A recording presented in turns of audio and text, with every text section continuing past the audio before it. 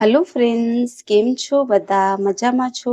તો ફ્રેન્ડ્સ, હું આજે તમારી સાથે શેર કરીશ લીલા દાણામાંથી આજે આપણે બનાવીશું એટલી ટેસ્ટી રેસીપી ફ્રેન્ડ્સ. અને પછી આપણે લીલા મરચા લઈશું. આપણે 3 તીખા મીડિયમ લીધા છે અને એક આપણે તીખો લીધો છે. આપણે લસણની કલિયા લીધી છે 6. થોડાક આપણે વટાણા લઈશું, થોડીક આપણે દૂધી લઈશું, સ્વાદ અનુસાર એનામાં મીઠું ઉમેરીશું અને બધાને આપણે પીસી લઈશું સારી રીતે. ફ્રેન્ડ્સ, આપણે સારી રીતે પીસી લીધું છે, તમે જોઈ શકો છો. એટલો ટેસ્ટી નાસ્તો બને છે અને એનામાં આપણે ઘઉંનો લોટ ઇસ્તેમાલ કરીશું. ઘઉંના લોટથી બનાવીશું. આપણે મોટા કટોરામાં કાઢી લઈશું અને પછી એનામાં આપણે ઘઉંનો લોટ ઉમેરીશું. દૂધી એટલી હેલ્ધી છે ફ્રેન્ડ, ધાણા તો એટલા હેલ્ધી છે. અને આપણે 1 કટોરી જેટલો મેંદો લીધો છે અને 1 કટોરી જેટલો આપણે લીધો છે ઘઉંનો લોટ. ઘઉંનો લોટ આપણે મોટી કટોરી લીધો છે. તો આપણે આવી રીતે મિક્સ કરી લઈશું. મીઠું તો આપણે ઉમેરી લીધું છે ફ્રેન્ડ્સ, એટલે આપણે એનામાં ઉમેરવાની જરૂર નથી. આપણે દૂધી, ધાણાના અને વટોળાના મરચાના આપણે બનાવીશું પૂરી. એટલી પૂરી ટેસ્ટી બને છે ફ્રેન્ડ્સ.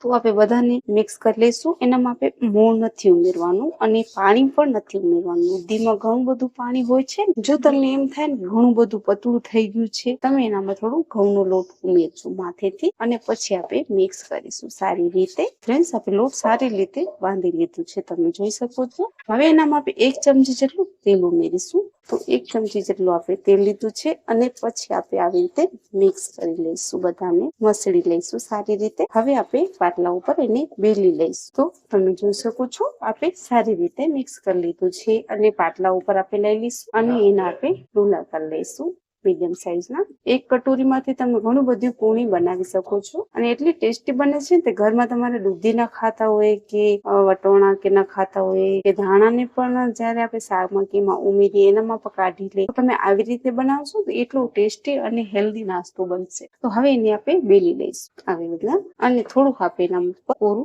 લોટ ઉમેરીશું. હળવે હળવે હાથે બેલી લઈશું અને આપણે મીડિયમ સાઈઝની કરવાની છે ફ્રેન્ડ. ઘણી બધી મોટી નથી કરવાની, ઘણી બધી આપણે પતળી નથી કરવાની. એટલે હેલ્ધી છે પૂરી કે તમે એકવાર જરૂર ટ્રાય કરજો ફ્રેન્ડ્સ, તમને ખૂબ જ મજા આવશે. તમારા ઘર બધા લોકોને મજા આવશે આવી રીતે તમે પૂરી બનાવશો.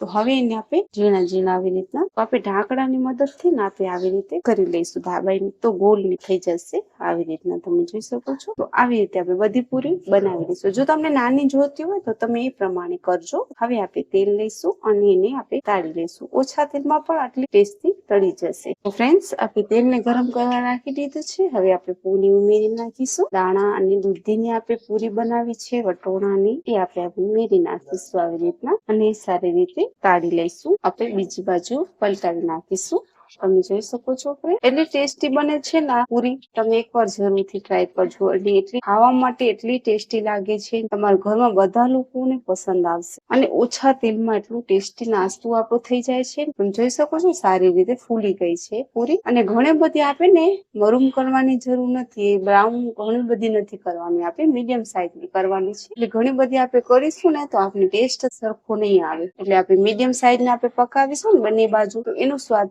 સારું આવશે. સારી રીતે પાકી ગઈ છે અને ફૂલી પણ ગઈ છે. તો આ રેસીપી તમને ગમતી હોય કે તમને સરસ લાગી હોય ને ફ્રેન્ડ્સ, તો મારી ચેનલને તમે લાઈક કરજો, સબસ્ક્રાઇબ કરજો. અને તમારા ઘરમાં દૂધી ન ખાતા હોય કે ધાણાનો ઉપયોગ ન કરતા હોય કે તમારા ઘરમાં વટોણા પણ ન ખાતા હશે ને, તો આવી રીતે તમે એકવાર જરૂરથી ટ્રાય કરજો પૂરી. આ પૂરી તમને દહીં, સોસ કે ચટણી સાથે એટલી સારી લાગશે કે તમે એકવાર બનાવશો ને તો તમે ઘડી ઘડી આવી રીતે જ બનાવશો. તો ફ્રેન્ડ્સ, તમને સારું સિમ્પલ લાગવું હોય તો તમે મારી ચેનલ લાઈક અને સબસ્ક્રાઇબ કરજો. અને ફ્રેન્ડ્સ, ત્યાં સુધી તમારું ધ્યાન રાખજો. ધન્યવાદ ફ્રેન્ડ.